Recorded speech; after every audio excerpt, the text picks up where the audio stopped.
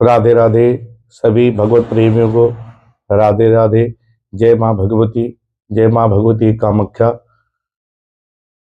आज मैं अपने YouTube चैनल के माध्यम से आपको दैनिक पूजन के बारे में कुछ तथ्य आपके समक्ष रखना चाहता हूँ। किस तरीके से आप पूजन करके दैनिक पूजन का पुण्य अर्जित कर सकते हैं, उसके विषय में कुछ तथ्य मैं अपने YouTube चैनल में प्रस्तुत कर रहा हूँ।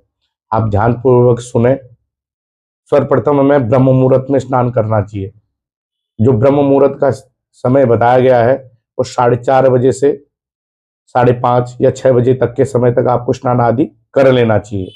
उसके बाद स्नान करने के बाद स्नान करते समय एक विशेष जानकारी मैं आपको दूं कि जब जिस पात्र से आप स्नान करें, जिस पात्र में आपने जल रखा हुआ है, उस जल के ऊपर आप अंगुली से जिस देवी के बीज मंत्र लिखेंगे, उससे स्नान करेंगे तो उस दिन भगवती की असीम कृपा आपके ऊपर बनी रहेगी। स्वच्छ कपड़े पहने। स्वच्छ कपड़े पहनने के बाद से आप भगवान के मंदिर में प्रवेश करें। जब आप भगवान के मंदिर में प्रवेश कर रहे हैं तो आपको एक बात का विशेष ध्यान रखना है कि आपको दाहिना पैर भगवान के प्रवेश दाहिने पैर से करना है। जब भगवान के मंदिर जाए तो दाहिना पैर आगे बढ़ाए और वहां पर आप भगवान का मंदिर में प्रवेश करें और शीश झुकाकर मन में भगवान का स्मरण करते हुए भगवान को क्या करना चाहिए? प्रणाम करना चाहिए। प्रणाम करने के बाद से आप भगवान का पूजन कर रहे हैं तो सबसे पहले आप अपना आसन, क्योंकि पूजन में निर्णय सिंधु के हिसाब से आसन का बहुत विधान बताया गया है।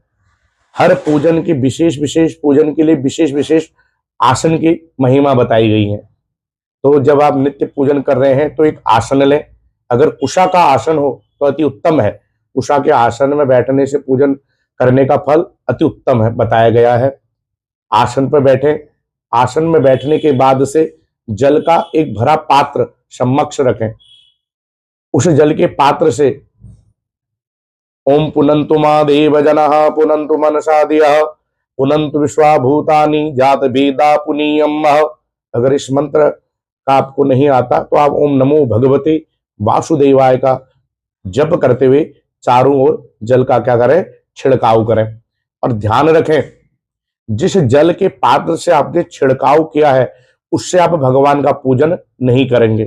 भगवान को स्नान कराने के लिए आपको या तो चांदी का पात्र हो, लोटा, या अगर चांदी का लोटा उपलब्ध ना हो तो ताम्र लोटे का भी यहां पर विधान बताया गया है। यह अति उत्तम है। इससे भगवान का स्नान करना चाहिए। स्नान जब आप वहां बैठे, स्नान करने के बाद पहले स्वतिलक करें। अपने को तिलक करना चाहिए। जब तक आप अपने को तिलक ना करें तब तक भगवान के पूजन को शुरू ना करें। तो तिलक आपको हमेशा कौन सी अंगुली से करना चाहिए? आपको अपनी इस वाली अंगुली से आपका अपना तिलक करना चाहिए। मंगलम भगवान विष्णु मंगलम गरुड़ध्वज मंगलम पुंडरीकाक्षम मंगलायम शिवतनु हरि। इस अंगुली से अपने को तिलक करना चाहिए और अक्षत आदि लगाने चाहिए। और भगवान को जो तिलक करें वो अनामिका की अंगुली से करें। और पितरों को जो पूजन करें, पितरों को जो आप गंध अक्षत आदि लगाते हैं, वो हमेशा तर्जनी अंगुली का इस्तेमाल करना चाहिए। जब आप अपना तिलक करें, तिलक करने के बाद से भगवान के समक्ष शिखा बंधन, अपनी शिखा को ऐसे हाथ लगाते हुए शिखा बंधन करें। शिखा पर ऐसे शिखा बंधन करते हुए गायत्री मंत्र का जाप करें और गायत्री मंत्र का जाप करते हुए शिखा का क्या करें? बंधन करें। शिखा बंधन करने के बाद हस्तु प्रक्षालनम, हाथ छालें और 3 बार आचमनी करें। ओम ऋग्वेदाय स्वाहा, यजुर्वेदाय स्वाहा, सामवेदाय स्वाहा। इन 3 आचमनी का विधान भी बताया गया है कि प्रभु पहली आचमनी से मेरा जिस आसन पर मैं बैठा हूं उस आसन में कितने सूक्ष्म जीव मेरे भार से क्या हो रहे हो? मर रहे हो। तो इस आचमनी को ग्रहण करने से वो दोष मेरे से दूर हो जाए। दूसरी आचमनी करने से जो मैं आपके सानिध्य बैठकर भगवान आपका पूजन अर्चन आदि कर रहा हूं, इसका शुभ फल मुझे प्राप्त हो। तीसरा, और मेरी मन की शुद्धि हो। जो मन है ये बड़ा व्याकुल है। इस मन को एकाग्रता करने के लिए, शांत करने के लिए आचमनी, तीसरी आचमनी का विधान है कि मेरा मन इस पूजन में लगे, इधर उधर मेरा मन ना भटके। तो ऋग्वेदाय स्वाहा, यजुर्वेदाय स्वाहा, सामवेदाय स्वाहा 3 बार आचमनी करके हस्तों प्रक्षालनम, हाथ छालना चाहिए। फिर भगवान के समक्ष दीप प्रज्वलित करना चाहिए, दीप प्रज्वलित करना चाहिए। और दीपक प्रज्वलित करते समय ये विशेष कर ध्यान रखें कि भगवान की दाहिने तरफ, राइट साइड, हमेशा घी का पात्र और धूप का पात्र रखें। और जो तेल हो, या तिल का तेल हो या सरसों का तेल हो, वो भगवान के बाईं तरफ हमेशा रखा जाता है। दीपक पूजन करने के बाद गंध अक्षत दीपक पे लगाएं और हाथ जोड़ें। हे प्रभु, जिस प्रकार आपके उजाले से अंधकार क्षणमात्र दूर हो जाता है, उसी प्रकार से मेरे इस जीवन में जो भी अंधकार है, तो अंधकार क्या हो, समाप्त हो, प्रकाशमय हो मेरा जीवन। ऐसी मन में धारणा करते हुए दीपक में गंध अक्षत आदि करके हाथ जोड़ना चाहिए। हाथ जोड़ने के बाद से प्रणाम करना चाहिए, हस्त प्रक्ष, फिर हाथ धोना चाहिए। और फिर भगवान के समक्ष हाथ में पुष्प लेके, अक्षत लेके, बिल्वपत्र लेके स्वस्ति वाचन का पाठ करना चाहिए। ओम स्वस्ति न इंद्रो बृहस्रवाः, स्वस्ति न हम पूषा विश्ववेदाः, स्वस्ति नक्षा अरिष्टनेमिः, स्वस्ति नो बृहस्पतिर्दधातुः।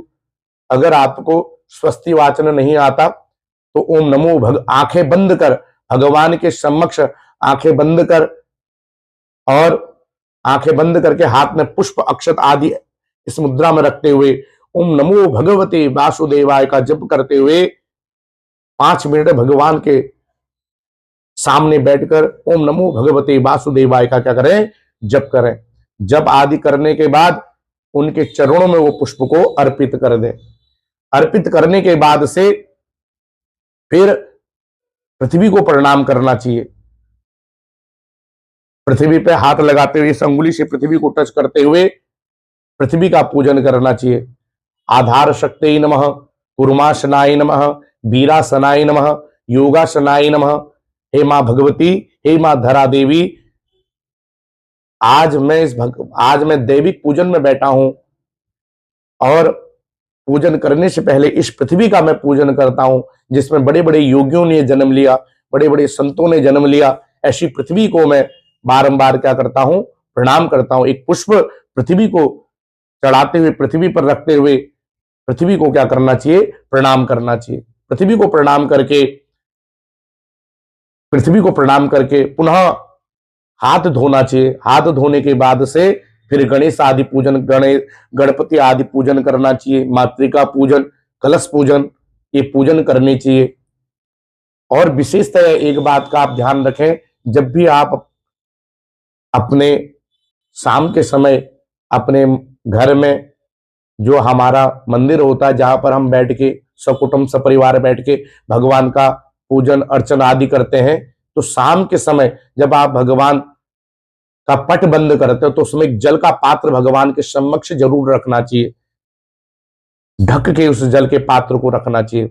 हमेशा एक जल का पात्र हमेशा होना चाहिए। वो हमारे घर में समृद्धि आदि के लिए अति उत्तम बताया गया है। यह निर्णय सिंधु कहता है कि देवताओं के पूजन में मंत्रों का विशेष विधान है।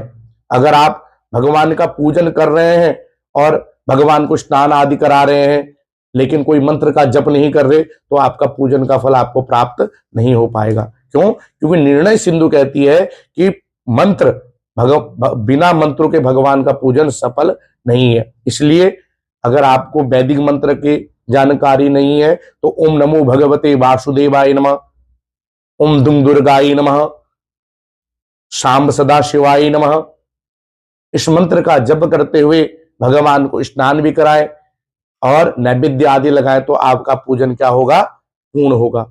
और आगे की जानकारी किस तरीके से षोडश उपचार पूजन होते हैं, उसकी जानकारी मैं आपको जब मैं एक नया अपना अगली प्रस्तुति करूंगा, उस प्रस्तुति में मैं आपको बताऊंगा कि षोडश तरीके से षोडश उपचार पूजन कराया जाता है। क्या